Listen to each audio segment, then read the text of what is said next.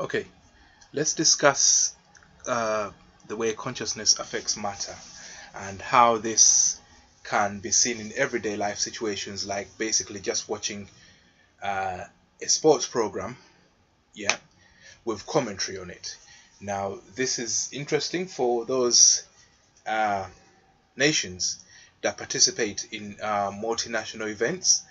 Like I'm a keen football fan, football, association football or soccer, not American football. I'm a fan of American football too, but we're talking about soccer here now.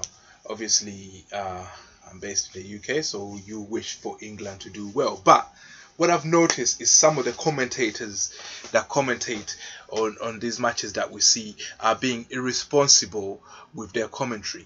What I mean by irresponsible is that they're not showing a level of adeptness and skill that you see with commentators from other nations. Yeah. Now, basically, I'm referring to the experiment that show that consciousness affects matter by the PhD Dean Radhan. Yeah. So basically, what he found is that you can affect random events. Now, how is this played out in the sports arena? Now, basically, in every competitive sport, there is an element of luck or randomness. Yeah, there is an element of it that is unplanned. Yeah, things like the ball, when the ball, in terms of association football, soccer, when the ball hits someone, the direction and where it's going to fall can be favorable to the other team or unfavorable to them. Yeah. Now that's an unplanned movement of the ball. So somebody tackles someone, and the ball flies off and maybe lands in your opponent's feet, or maybe lands on your player's feet, depending on who you support. Now, obviously, this is unintentional. Yeah, what these commentators are doing is unintentional. It's a lack of professionalism. Yeah. Now, England hasn't won a World Cup since 1966. There's a lack of professionalism, but England's a bad team to use because the UK is one of those nations that meddles in other people's affairs. So we're always getting negativity from the audiences from other nations. So back to the experiment. So basically, this guy did an experiment to show that a random event, or an uncertain event, yeah, is affected by the observer. Now, when you have like a ball game where you have 1 billion people watching it, how they feel about what they're looking at can affect those random events. Now, when a player is in control of the ball, skillfully dodging one player, that effect is not there.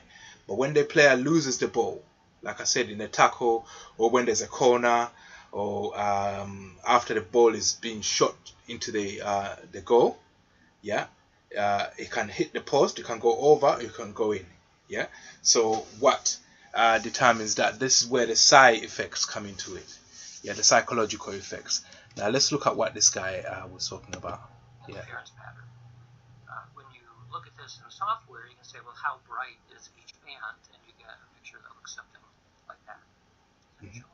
So that's the brightness is obviously more amplified in the center than it is at the end, and that's the graphical representation of that. That pattern in picture A, you can do a Fourier transform, which is picture B, and the peak in the middle is now the double slit spectral power. Yeah. And this is the way we initially started doing these experiments. That's the spectral power. Power yeah. It's representative of that with the Fourier transform. And this is an observer, like part of the audience that's looking at the game. Yeah. What do you have in mind? You have the ball game in mind. Yeah. Just by thinking about what you're observing, or at least it'll go down. Yeah. In addition, because this is an abstract task, the double slit itself is about, each slit is 10 microns across. And if you simply hold up the double slit to somebody to have them look at it, they may commentator may not even be able to see it. You're not going to see it, but it's what the images that are forming in your head. Yeah. See what's going on in that space. So we do a real-time analysis of the double slit power, and we use that to adjust feedback tone. So if you have somebody doing the task, they could look at a screen, which is showing a signal, or they can simply do it by listening to the tone. And generally what we do is we have like a droning tone, and we ask the person to make the droning tone louder. So this is like somebody wishing that their team will win.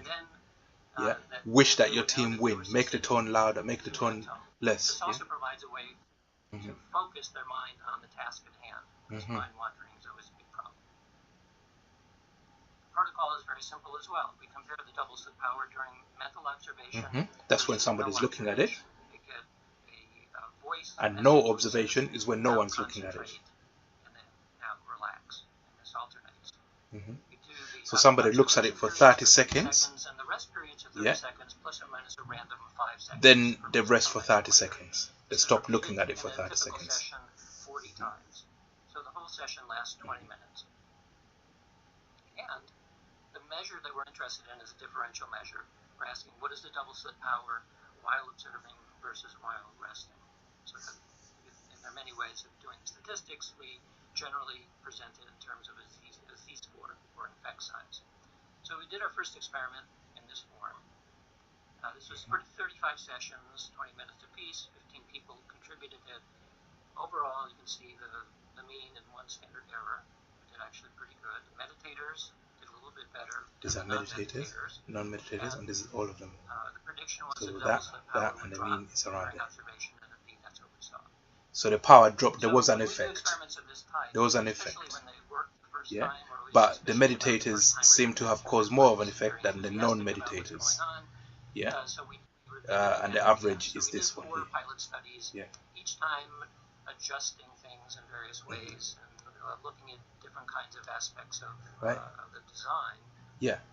So basically, when you're a commentator on a game, and you said damn shit like, oh, the opponent has played well, they deserve to get something out of the game. When you say dumb shit like that, the person that's viewing the game at home, he's gonna say, well, actually that's true, and he'll start to affect his intensity towards supporting his own team.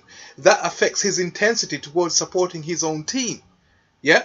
Now, you can't even do those commentators for treason, you know. What? That's like you're not helping the fucking game. Yeah, it's like you want your own fucking team to lose.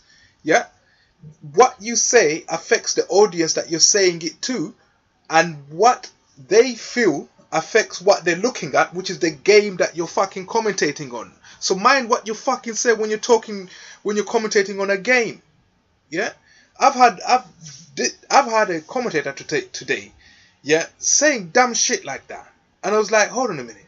Now, the people who's heard you saying that, when they watch their team play, yeah, and they see them dominating the opponent, they're going to start to feel, hang on a minute, let's hold back because the opponent deserves something for playing hard. Who the fuck wants that in a game?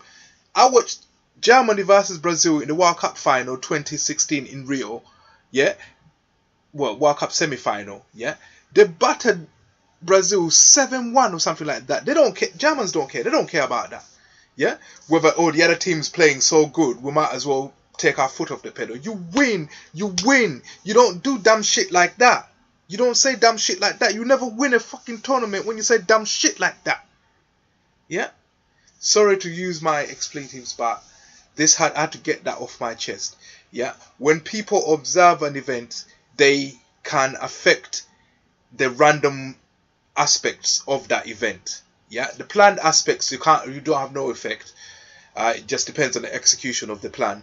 But the random aspects of the game are affected by how people feel when they're watching that game.